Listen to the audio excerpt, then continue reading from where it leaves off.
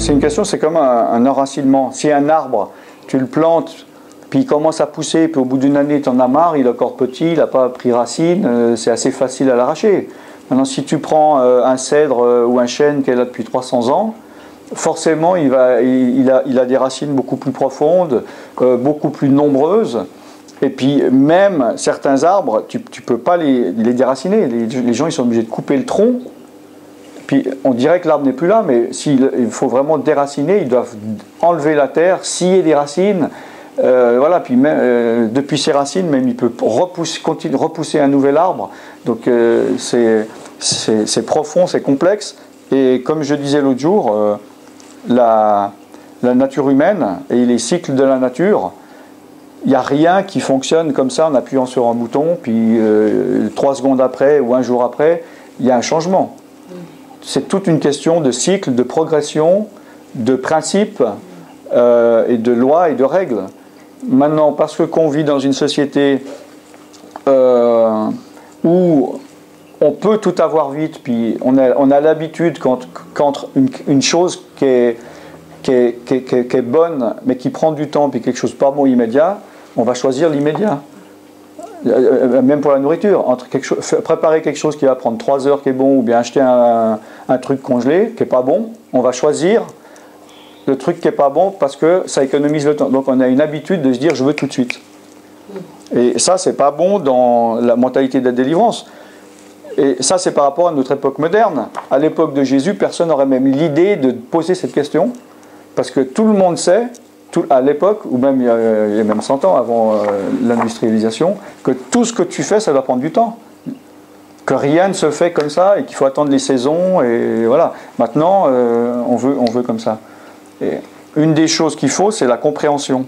C'est comme je dis souvent, mon peuple périt par manque de connaissances, donc par ignorance. Et la connaissance, ça s'acquiert avec du temps. Tu peux pas, si tu veux devenir médecin et faire 7 ans, tu peux pas dire ah ben moi je vais passer sur internet en 3 jours. Ça va être un contrat bidon, ça va être un diplôme bidon et tu vas pas pouvoir savoir autant en 3 mois qu'un gars qui a étudié pendant 7 ans. Il y a le temps de l'assimilation aussi, la répétition, etc. Et spirituellement, il y a des choses à savoir. Et quand des gens me contactent pour me dire « priez pour moi » et que je dis « avant, il faut regarder des vidéos d'enseignement », la plupart, ils disent « non, non, mais c'est bon, je sais déjà tout. Mais s'ils savaient tout, ils seraient délivrés, donc ils ne savent rien. » Puis le fait qu'ils disent qu'ils savent tout, ça prouve qu'ils ne savent rien. Et il y en a qui biaisent même, parce que je leur dis de regarder une vidéo que je sais qui prend 2 heures, puis au bout de 3 minutes, ils me rappellent, ils me disent c'est bon, j'ai regardé, maintenant priez pour moi. Ouais. Tu comprends ce que je veux dire?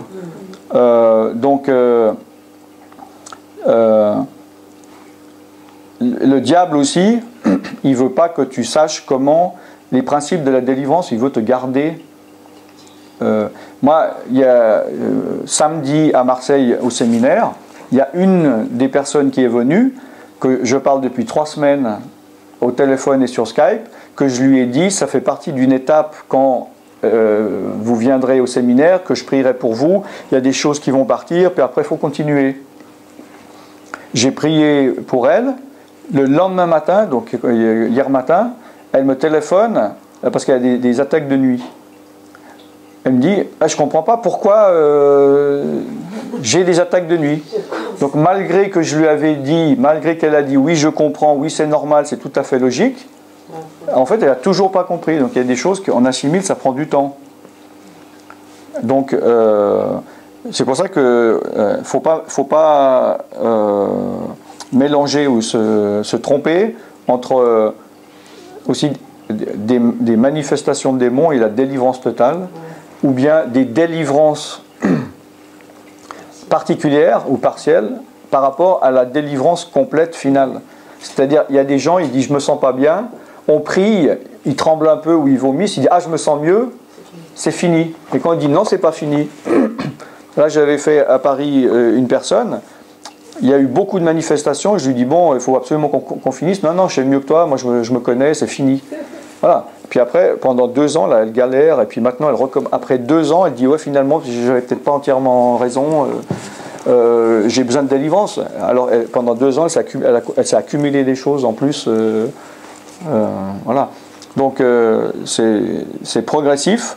Il faut, comme tu dis, marcher dans la connaissance, marcher dans la sanctification, s'approcher de Dieu, petit à petit s'éloigner du diable, et petit à petit, entre le fait d'avoir des séances de chasser des démons par quelqu'un, de chasser ses propres démons par l'autodélivrance, par l'enseignement, la sanctification, voilà, aller dans les assemblées, etc. Petit à petit, tu te déplaces, tu t'enlèves les chaînes, et puis la victoire finale, soit elle peut être les derniers pas dans la progression, sans s'en rendre compte. Un jour, tu te retournes, puis tu dis finalement tous mes problèmes sont partis, ou bien ça peut être lors d'une délivrance particulière où le gars, il tourne dans tous les sens, puis il sait que son dernier démon est parti. Ça dépend des gens. Mais il faut donc pas se dire...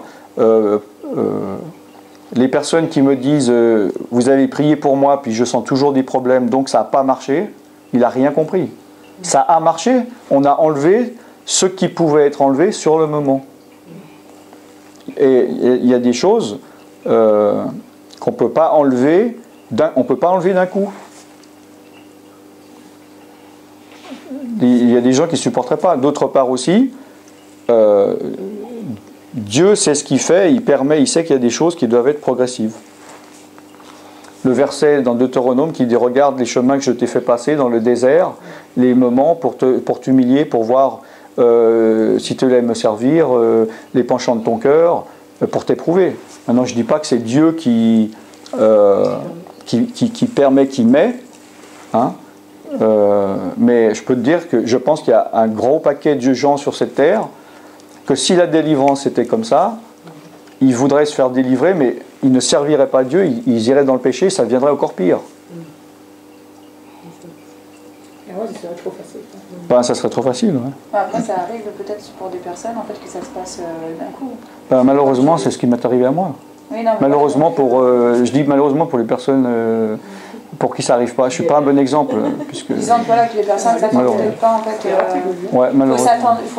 Je pense qu'il ne faut pas s'attendre forcément à quelque chose. Il faut seulement laisser Dieu et avancer toujours dans l'obéissance. Ouais, voilà. Ouais. Tu n'as pas lu ça comme moi? Toi, c'était tout de suite, hein?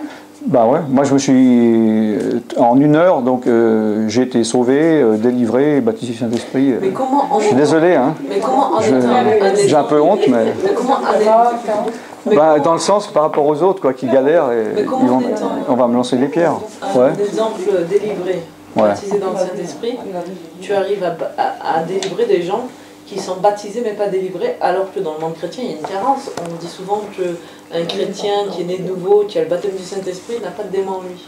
Oui, mais moi là c'est une matière, comment dire, moi c'était ça s'est passé comme ça. Mais comment t'arrivais à savoir, à comprendre qu'il y avait des chrétiens même baptisés, à l'inverse de toi, qui avaient besoin de délivrance même en ayant le baptême du Saint-Esprit? Bah, c'est simple, qu'à partir du moment où quelqu'un il vient, il me dit je suis chrétien depuis 20 ans, puis que personne, à aucun moment dans le processus de ma conversion, n'a prié pour moi, ou bien prié, ou fait de la vraie délivrance, j'ai toujours des démons, c'est une preuve suffisante, non? Regarde, si toi tu vas voir le médecin, tu dis j'ai mal là, il fait tous les examens, puis il dit je vois rien, il n'y a aucune raison que vous ayez mal, il ne peut pas te dire donc vous n'avez pas mal monsieur.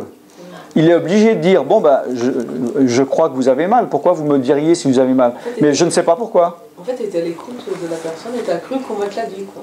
Ben, c'est pas que j'ai cru, je vois. Ben, regarde les églises, c'est rempli d'enchaînés. C'est rempli de gens qui sont oppressés. Mais comment tu expliques? Et ce sont les baptisés du Saint-Esprit qui parlent en langue. Et comment tu expliques qu'il y a une carence dans la délivrance? Parce que c'est pas facile, et ça prend beaucoup de temps, ça prend beaucoup d'énergie. Et il y a aussi des attaques spirituelles et les pasteurs, je ne veux pas dire le corps du Christ, mais le système des églises, prenons la France par exemple, vu qu'on y est, c'est quand même un système sociale, entre guillemets, c'est-à-dire qu'ils se connaissent plus ou moins tous. Soit, même s'ils ne font pas partie de la même fédération, un jour ou l'autre ils se rencontrent, ils font partie du réseau évangélique mondial et tout ça. Et il y a quand même le genre, je veux pas le vexer, je veux pas paraître une mauvaise image par rapport à lui, qu'est-ce qu'il va penser de moi. Et, ou surtout, je veux pas être combattu. Parce que quand on fait ça, on passe directement dans la case, toi tu marches avec Satan, quoi, puisque tu chasses des démons. Donc pour toutes ces raisons, il y en a qui ne veulent pas faire ça. Mais Jésus aussi, on lui disait qu'il marchait avec que c'est par le doigt de Belzébuth. Oui, mais tout le monde n'est pas disciple de Jésus. Tu es plus rassuré, je veux dire, qu'on dit ça en final. Non, moi je suis attristé qu'il y a autant de chrétiens et puis de soi-disant serviteurs de Dieu ou même soi-disant pasteurs qui sont en fait même pas des disciples de Christ, quoi. Ils servent leur tradition, ils servent leur fédération, ils servent une tradition chrétienne. Ils servent, mais ils refusent. C'est comme s'ils disent, tu sais, ils renient ce qui en fait la force. Hein? Alors que l'évangile, c'est pas une question de parole, mais de puissance. C'est quoi? Regarde, 1 Corinthiens 4, 20. Non, c'est ça, hein, toi qui connais les Corinthiens par cœur. Ouais, je connais pas par cœur.